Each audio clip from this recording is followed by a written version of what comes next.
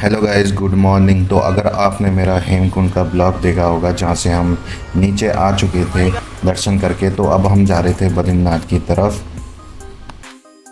Hello guys, अभी हम आ गए हेमकुंड से। अब हम जा रहे हैं बद्रीनाथ। बद्रीनाथ। तो दर्शन कब तक होते हैं वो देखते हैं, और उसके बाद हमें सीधे जाना है देहरादून। देहरादून के लिए।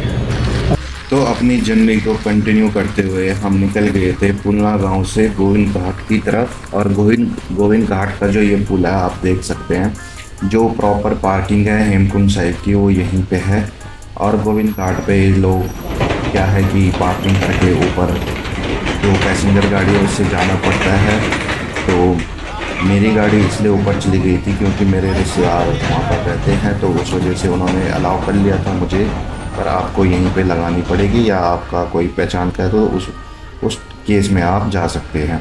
तो गोविंद घाट से निकल चुके थे हम बद्रीनाथ की तरफ। और जो सुंदर सुंदर नज़ारे आपको रास्ते में ऐसा देखने को मिलेंगे, कहीं पे चौड़ी रोड होगी तो कहीं पे पतली होगी। तो ऐसा ऐसा करते हुए हम पहुंच गए थे पांडुकेश्वर। और पांडुकेश्वर में हमने देखा कि इतना सारा जाम यहाँ पर लगा हुआ था। तो मुझे लगा कि अब बद्रीनाथ में जो श्रद्धालुओं की भीड़ है वो ज़्यादा हो सकती है। उस केस में क्या होता है कि हमें लाइन पे जो दर्शन की लाइन है वहाँ पर लेट तक खड़ा रहना पड़ता है। तो देख सकते हैं कि जो रोड है क्या डेंजर रोड है। डेंजर नहीं है, हमारे लिए कोई डेंजर नहीं है क्योंकि हम यहाँ पर हम पहाड़ों में रहे हैं, हमने देखा है सब कुछ। बाहर वालों के लिए डेंजर हो सकता है। तो रास्ते के मज़े लेते लेते हुए हम आगे बढ़ रहे थे।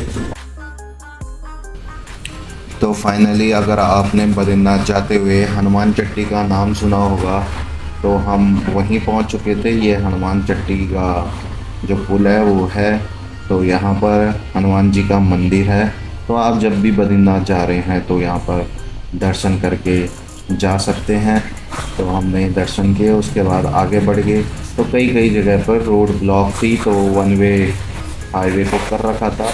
और एक चीज़ आपने ऑब्जर्व की होगी यहाँ पर, क्योंकि यहाँ पर क्या होता है गाड़ी का जो ऑक्सीजन लेवल है वो कम हो जाता है। तो उस वजह से गाड़ी का पिकअप रहता है वो बहुत स्लो हो जाता है, चाहे कितनी भी अच्छी गाड़ी क्यों ना हो या कितने ज़्यादा सीसी की गाड़ी हो।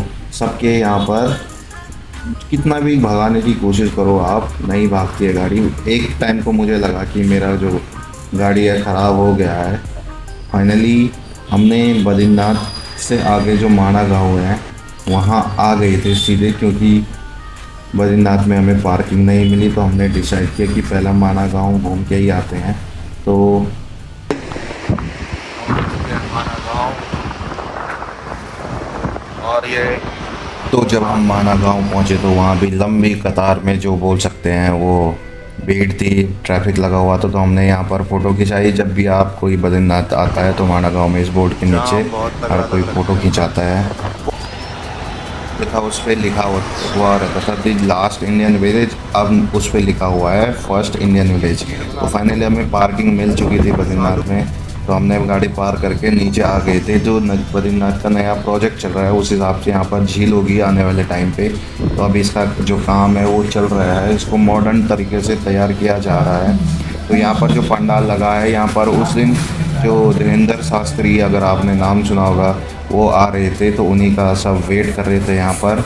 और उनका जो वेट कर रहे थे तो उनका नाम से यहाँ पर कैंप भी चल रहा था, मेडिकल कैंप, जहाँ पर आप फ्री अपना चेकअप करा सकते थे, दवाई ले सकते थे। तो ये कैंप था। उसके बाद हम आ गए थे मंदिर की तरफ नीचे नीचे। तो फाइनली जो मंदिर था भगवान जी का हमें दिखना स्टार्ट हो गया था। और यहाँ पर जब हमने देखा लाइन जो श्रद्धालुओं की थी वो कम से कम एक 3-4 किलोमीटर हो सकती थी। जहाँ तक हमें दिख रहा था वो कम से कम आधा किलोमीटर की रेंज तो हमें दिख रही थी श्रद्धालु की लाइन की आगे तक। तो हमने डिसाइड किया कि हम बाहर से ही दर्शन करेंगे, क्योंकि हमारे पास इतना टाइम नहीं था किसी के पास, क्योंकि दूसरे दिन सबका ऑफिस था। तो हमें घर देहरादून भी पहुंचना था जो कि 350 किलोमीटर था। तो हमने डिसाइड किया कि हम इस पुराने वाले रास्ते से चलते हैं, सीधे मंदिर के नीचे पहुंचेंगे। क्योंकि आप पहले यहीं से दर्शन के लिए जाते थे लोग, पर ये डाइवर्ट हो चुका है। जो नया पुल बना है वहाँ से लोगों को दर्शन की लाइन लगती है, और ये जो पुराना पुल है यहाँ से लोग सिर्फ आने का काम करते हैं। तो दर्शन करने से पहले यहाँ पर जो गर्म कुंड है वहाँ पर नहाना पड़ता है। तो हम सब गए नीचे और वहाँ पर थोड़ा नहाए, और पानी इतना गर्म था कि उसमें एक जग डालने भी आपको 10 बार सोचना पड़ेगा। तो ऐसे ही करके जैसे तैसे करके हम नहा गए थे।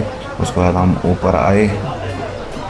जो ये रास्ता है वो नीचे कुंड से ऊपर आने का, और जो श्रद्धालुओं की लाइन देख सकते हैं आप, ये टीन शेड जो दिख रहा है पूरा लास्ट तक, जहाँ तक हमारे नज़र जा रही थी वहाँ तक तो लोग थे।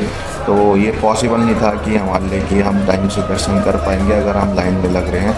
तो फाइनली हम बाहर आए, और ऐसा नहीं है कि हम बाहर से दर्शन कर रहे हैं। इससे पहले भी मैं बद्रीनाथ जी के जो मंदिर है वहाँ 8-9 बार आ चुका हूँ और प्रॉपर दर्शन करके गया हूँ। ये पहली बार हो रहा था कि मैं दर्शन नहीं कर पाया, किसी वजह से हम दर्शन नहीं कर पाए क्योंकि हम पे टाइम कम था और हमें देहरादून वापस पहुंचना था।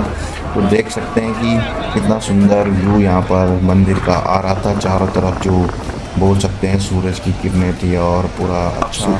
तो आप सोच रहे होंगे ये बद्रीनाथ गया और इन्होंने दर्शन नहीं किए, क्योंकि हमारे पास 4 दिन का टाइम था और 3 दिन हम ऑलरेडी हेमकुंड साहिब के जो ट्रैक था उसमें लगा चुके थे इसलिए।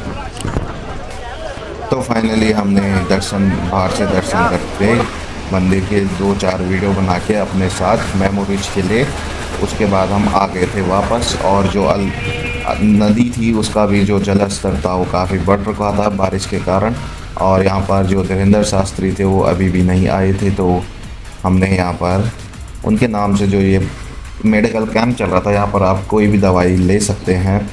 तो फाइनली हम आ चुके थे अपनी पार्किंग में, और जो ये पार्किंग थी ये नई रोड काट रखी है बद्रीनाथ में, ऊपर से वहाँ है। ये आपको पहले मार्केट के बीच से रोड जाती थी, पर अब आपको मार्केट के बीच से नहीं मिलेगी। तो फाइनली घर आते हुए हम फिर से हनुमान चट्टी में रुके। हमने यहाँ पर भगवान जी के दर्शन किए, हनुमान जी के दर्शन किए। उसके बाद हम निकल चुके थे देहरादून की तरफ, और रास्ते में हमें जो हेलंग वैली आप कह सकते हैं वहाँ पर हमें बारिश भी मिली, जैसा कि आपको वीडियो में दिख रहा है। तो thank you guys for watching my video. Because क्या है कि मैं रात को ड्राइव करते करते रिकॉर्ड नहीं कर सकता था, और रात को रिकॉर्ड करने का कोई फ़ायदा भी नहीं था। तो मेरे साथ के दोनों भाई लोग सो चुके थे, और बद्रीनाथ से देहरादून की दूरी है लगभग 350 किलोमीटर है। तो रात भर ड्राइव करने से मैं खुद थक चुका था। तो मिलते हैं नेक्स्ट वीडियो में। Thank you guys for watching my videos. Subscribe ज़रूर करना। Thank you.